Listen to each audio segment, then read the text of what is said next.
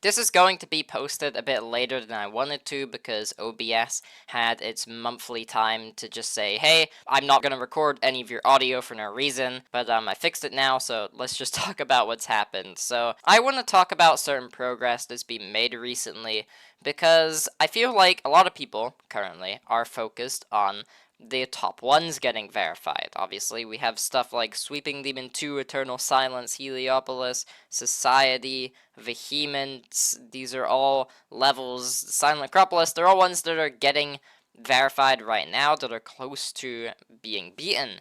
And it is a time that I don't think we've really had anything too similar with this many top ones being verified at once.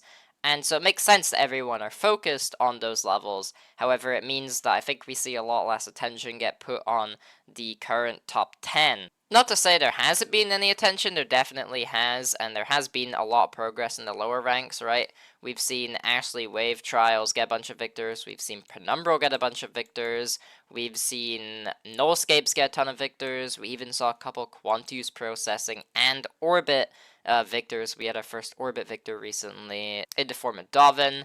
And then don't even get me started on Tidal Wave. We've seen a ton of Tidal Wave progress. Half my channel is just talking about Tidal Wave.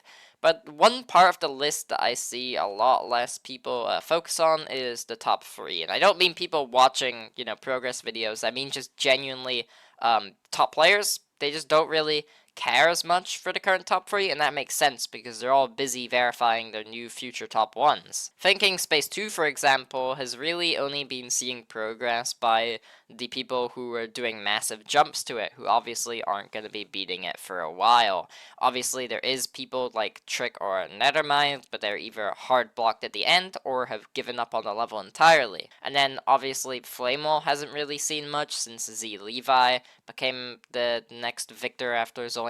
I mean, Laser has made progress on it, but I don't really know how consistent Laser is being with Flamewall. But the level with the least amount of progress by far in the top 3, in the top 10, even just the list in general, is Amethyst. And it kind of makes sense because it doesn't have that top 1 status. It's not like Thinking Space 2, so not as many jumpers are going to be inclined to go for it. It's not as accessible as something like Flame Wall. It doesn't have a lowered skill ceiling. It is a very short level with very compact difficulty. Keep in mind that Amethyst is like a third of the length of Tidal Wave pretty much, and it has a long end screen as well. So think about how compact and precise these inputs have to be to put it above Tidal Wave and by a decent bit. But yeah, after Zoink beat this level a month after it was verified, we saw pretty much no progress on it. We did see Servax take a crack at it for a bit, and he got some very impressive runs. However, we hadn't really seen much after that.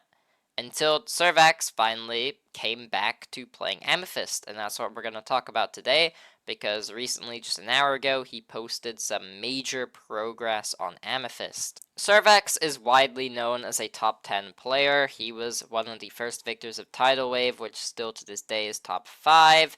He has been first victor on some really hard levels, and he's beaten a bunch of hard stuff, and he even got 36 to 100 8 months ago on Amethyst without CBF, like the hardest of the hard thing you could have done at the time.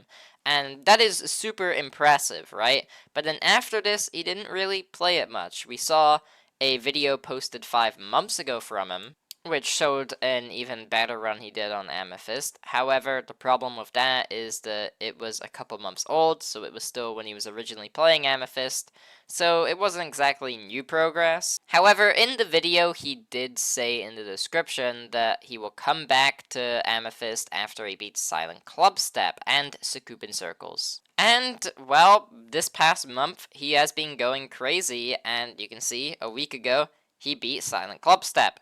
And he kept to his promise. He went straight back on Amethyst, and that's why a week later we are seeing this amazing progress of 61% and 25 to 100. So we actually saw 2 major progressions. We saw his new best run to 100, and we also saw, to my knowledge, the first list percent run on Amethyst. And keep in mind that this is not even the full extent of this run, because the end screen takes up a couple percent and you're not really playing it, so this is actually more like 74%. it is 74% of the gameplay. So this is just super impressive, right? It's a similar case to Pop-Off of Society, where it looks a bit low, but it's actually a way more impressive than you might think. But yeah, this is actually crazy. I do not know how these wave gaps and some of these ship segments are possible for a human to do. I've always had struggles with Amethyst more because, not because like the fixed hitboxes, but because the decoration is so weird that it's kind of hard to judge where the hitbox would be in them, or if there's hitboxes in them at all. But yeah, obviously Servax has learned the level is not a problem to him, and he is just absolutely demolishing this level now. Like, just after a week of coming back and just over 10,000 attempts after you came back, and you're pulling this, I mean, genuinely, it is mad impressive. He also said his 25 to 100 run is harder than Tidal Wave, and keep in mind, the beginning of Amethyst is known to be quite brutal, so 25 to 100, which is essentially drop to 100, being harder than Tidal Wave just shows how hard this level actually is, right? If you delete the entire pre-drop, it's still top 3 at least in Servax's mind. That is crazy to think about. And yeah, Servax has recently just been popping off as well, so it makes sense that he is doing this good on the comeback. If you look at his recent catalog, he beat Penumbral, which is a top 10, he beat Silent Clubstep, in which he believes is top 10, and he beat Amethyst, all in just over a month. That is a feat not many people are able to do, and this is, debatably at the same level as what players like Wordy and Dovin are doing, who a lot of people kind of put above Servax right now. Like, sure, they have more impressive overall achievements in that time span, but they are not playing levels nearly as hard as what Servax is doing with Amethyst. And let's just get this out of the way, you probably noticed, he said top 1 the title. Yes, he believes that currently Amethyst is top 1 in his eyes. Which puts us at a very funny dilemma. Now, normally that fact is just something that I would point out as a nice little addition to the video to give you some extra info on Servax's thoughts. However, this actually has pretty big implications, right? Because currently with Amethyst, we only have a couple of victors of it, right? We have Zoink, we have Popoff, and that's it. We'll maybe have Servax. And if Servax is able to beat this, then it could actually be placed at top 1. I know Popoff is opinion banned on the list. Maybe he still is. I don't actually know if he still is now. That might have changed. But, like, still that is more people saying it's harder than it isn't, because Popoff and Servax think it's harder than Thinking Space 2. Zoink thinks it's easier.